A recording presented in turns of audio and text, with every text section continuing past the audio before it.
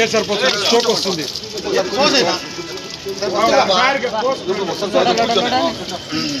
లడారా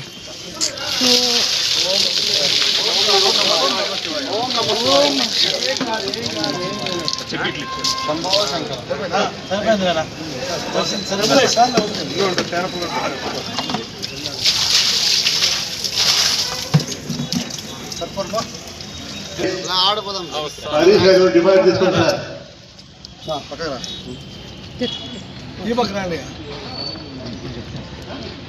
ఓకేనా ఉండండి.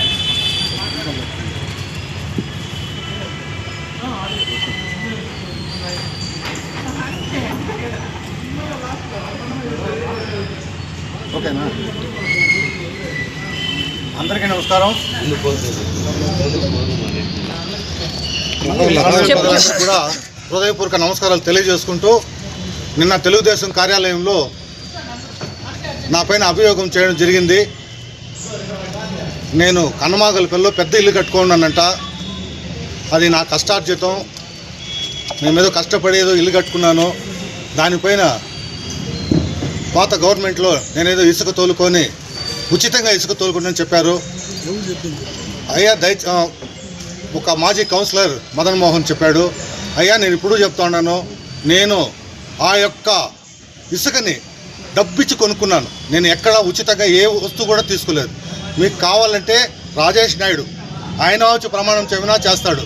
లతీష్ జీడిమాకులపల్లి అతను కూడా తెలుగుదేశం పార్టీ, మన ఎక్స్ వైస్ చైర్మన్ చాన్ బాషా కొడుకు సయ్యద్, అతని దగ్గర తోలించుకున్నాను.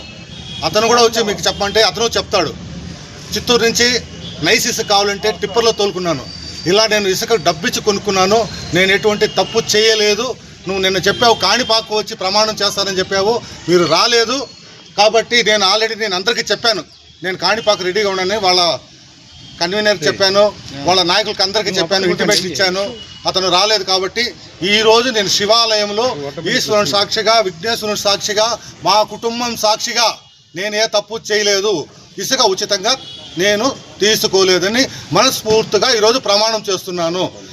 నేను అతనికి కూడా ఒకటే చెప్తున్నాను, నువ్వు ఎవరో రాసిన స్క్రిప్ట్ చదివేసినావు. నువ్వు కూడా ఆలోచించి ఏదైనా మాట్లాడేటప్పుడు ఆలోచించి మాట్లాడాలని దయచేసి మీకు తెలియజేస్తూ నేను ఇక్కడ ప్రమాణం చేయుచున్నాను.